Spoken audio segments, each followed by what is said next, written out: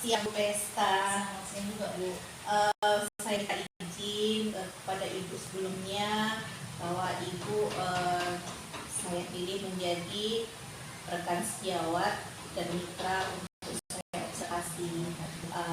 Jadi tujuan observasi di kelas ini Bu yaitu untuk mengetahui dan mengevaluasi proses belajar mengajar yang selama ini Ibu laksanakan.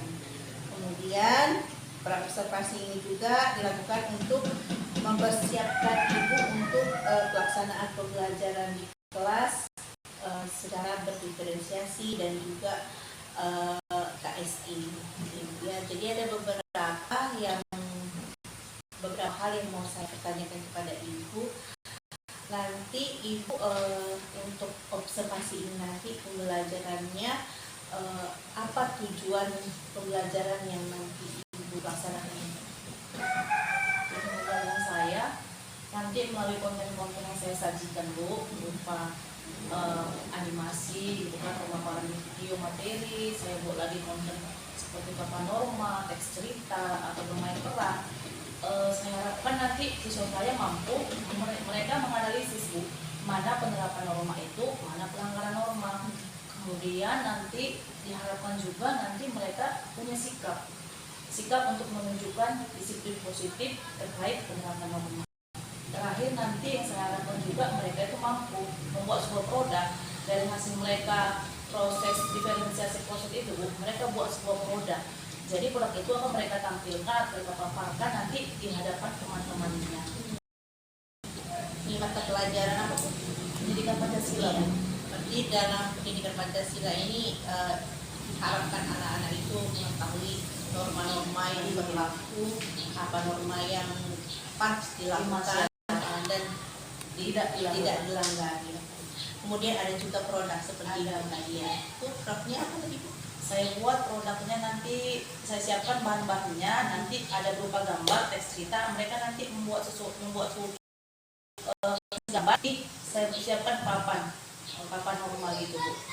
Ada juga ada mereka ya main peran mereka Bu, yang sikapnya. Kemudian area pengembangan pembelajaran Ibu itu apa yang mau Ibu adopsi? Area pengembangan yang pertama mau saya kembangkan itu di aspek kognitifnya. Saya harapkan mereka nanti mampu memahami, mereka tahu itu apa aja masalah kehidupan sehari-hari mereka bisa menerapkannya, mereka bisa memilah-pilah ini sama ini, atau mereka bisa jadi anak-anak yang memberi masukan bagi orang lain yang belum mengetahui jenis-jenis norma itu.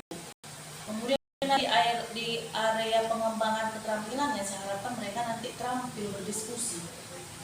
Terampil berdiskusi interaktif untuk menyampaikan pendapat mereka di depan, untuk memecahkan masalah yang akan saya berikan nanti ketika saya paparkan materi. Yang ketiga Bu, saya ada pengembangan saya di karakternya gitu Bu. Saya harapkan anak saya ini bisa mempunyai sikap perilaku kebiasaan baik, disiplin positif mereka untuk melakukan penerapan norma itu dimanapun mereka berada, di sekolah, di rumah maupun di tengah-tengah masyarakat nantinya. Artinya Ibu dari kognitif, segi pengetahuan, kemudian keterampilannya, kemudian juga karakternya itu berjalan satu, dapat diambil sama anak-anak itu ya. Itu pengembangan ketiga itu berjalan sejalan. Kemudian Bu, strategi pembelajaran Ibu nanti apa yang Ibu terapkan nanti? Saya coba terapkan strategi saya Bu. Saya buat konten pembelajaran itu sesuai dengan gaya belajar mereka, sehingga menimbulkan motivasi sama ketertarikan mereka untuk memahami materi saya atau untuk menyelesaikan nanti masalah-masalah pembelajaran nanti yang akan saya tampilkan. Kemudian saya buat juga metode diskusi Bu. Jadi saya pancing mereka untuk berdiskusi. Saya buat kelompok itu heterogen. Jadi situ ada saling asuh antara mereka untuk mereka bisa memecahkan masalah-masalah nanti dalam pembelajaran. Diferensiasi.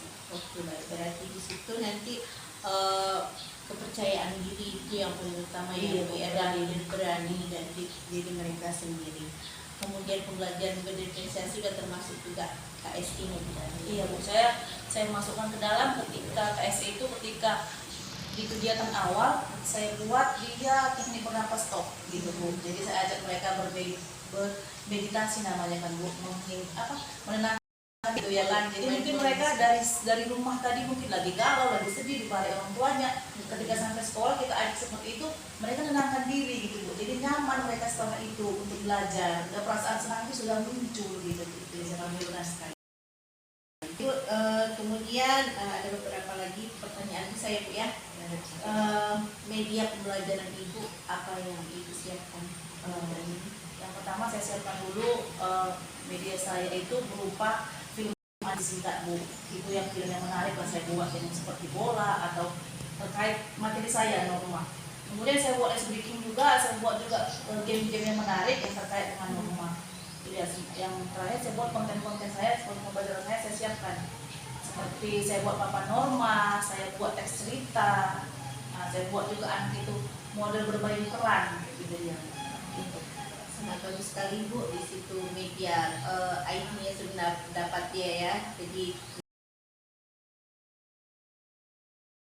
IT sudah ada di situ berbasis IT ya Bu ya. Kemudian Bu, kira-kira observasi kita ini nanti Ibu bisa luangkan waktu Bu? Rencana saya Bu, nanti saya buatnya di hari Rabu tanggal 13 November ketika pembelajaran saya Bu. Berarti seminggu dari hari ini ya Bu ya. Mudah-mudahan nanti Ibu persiapkan dengan sebaik-baiknya ternyata observasi nanti. Kemudian Ibu untuk selanjutnya nanti Bu, setelah kita observasi kelas, nanti ada sesi observasi ya Bu ya. Itu nanti bersama pengajar praktik saya nanti ya Bu, kita wawancara saya sebagai supervisornya, kemudian Ibu sebagai coach saya ya. Kemudian setelah percakapan kita ini Bu, apa yang Ibu dapatkan dan apa perasaan? Peran saya ada ini karena menurut saya pembelajaran organisasi ini ditambah dengan masukan dari Ibu pada saya, bagaimana cara mengajar, bagaimana konsep diferensiasi ini, saya ditambah semangat gitu. Jadi saya lebih mengerti untuk memahami, mempraktekannya di kegiatan pembelajaran saya. Jadi sehingga Ibu siap ya. Oke Bu, terima kasih juga atas waktunya di sesi kita para observasi ini. Sampai jumpa di tanggal 13 Bu. Terima kasih Sama-sama Mas. Terima kasih.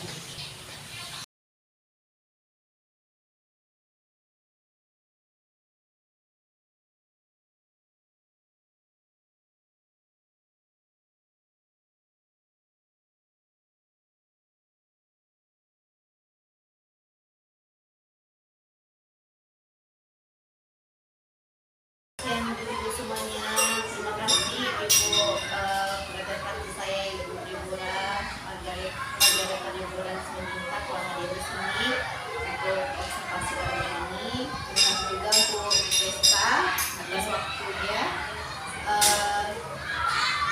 Kemarin sudah dilakukan observasi di dalam kelas. Jadi untuk hari ini kita observasi ya Bu ya. Ada beberapa hal yang ingin saya tanyakan kepada Ibu yang bisa menjawabnya. Yang pertama, apa perasaan Ibu selama proses belajar mengajar dalam observasi kemarin? Perasaan saya Bu, saya merasa senang Bu dengan belajar dalam organisasi ini. Karena dengan metode pembelajaran ini, modalitas ya, anak saya kelihatan lebih aktif mereka. Lebih berani, lebih aktif, diskusi dapat berlaksana dengan baik. Bahkan ragu-ragu lagi seperti mereka kalau saya ngasih misalnya satu masalah. Karena saya melihatnya senang lagi. Lihat perasaan Ibu dan perasaan anak-anak di dalam kelas itu senang ya, karena pembelajarannya berdiferensiasi. Oke baik Bu. Kemudian Ibu bisa ceritakan Bu area pengembangan yang Ibu lakukan kemarin dalam proses belajar mengajar. Yang pertama Bu, saya coba mengembangkan di area pendidikan. Saya maunya pekerja saya itu mereka nanti memahami, mereka tahu gitu, apa itu benar-benar mau melakukan di mana mereka tinggal, di rumah, di sekolah, rumah mereka bermain nanti mereka mengenal gitu, mereka paham. Kemudian saja misalnya kan untuk pengetahuannya, ketika mereka berboncengan orang tua mengendarai di jalan raya, ketika masih ada rambut berhenti gitu kan, ada tanda, ada lampu merah, itu ketika orang tuanya lalai, misalnya bisa diingatkan, itu Pak, betul nggak Pak, habis Pak, sampai itu Pak, benar dulu Pak. Nah, jadi mereka bisa lebih memberi masukan kepada orang-orang yang di sekitarnya, di sekolah juga sambut. Kalau untuk area kognitif keterampilannya, saya harapkan mereka itu nanti bisa berkarakter baik, menerapkan disiplin itu, kebiasaan-kebiasaan baik itu bisa mereka terapkan dalam kehidupan sehari-hari mereka. Misalnya saja, untuk di rumah mereka nggak mau lagi melanggar orang tua, mereka melanggar sama ini, mereka mau berpamitan sama orang tua, ketika ke sekolah, berdoa dulu, berangkat sekolah, atau ketika mereka di sekolah, mereka bergaul dengan teman itu sudah paham gitu, dengan apa yang harus mereka terapkan, nggak lagi mereka membuli, menyakiti perasaan temannya, gitu. Mereka tahu tugas mereka itu ke sekolah untuk apa gitu. Jadi area pengembangan ibu itu antara kognitif dan keterampilan ini tuh balance ya Bu ya. Mereka mengetahui, mereka mengaplikasikan di kehidupan sehari-hari, kemudian bisa juga memberikan kepada teman atau orang lain yang masing. Baik, itu sangat bagus sekali sudah. Kemudian saya ingin bertanya lagi kepada Ibu, selamat di kelas, apakah ada kendala-kendala yang Ibu rasakan dalam proses belajar mengajar? Yang pertama saya rasakan ada Bu, pertama itu dia masalah jaringan itu.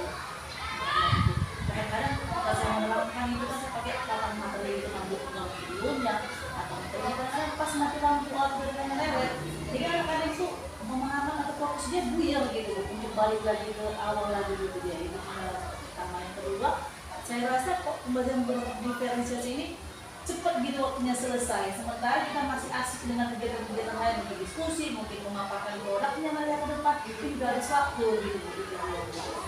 Berarti kendalanya satu yang di internet ya Bu, yang jaringan susah, kemudian tapi itu masih bisa ditoleransi ya Bu ya. Kemudian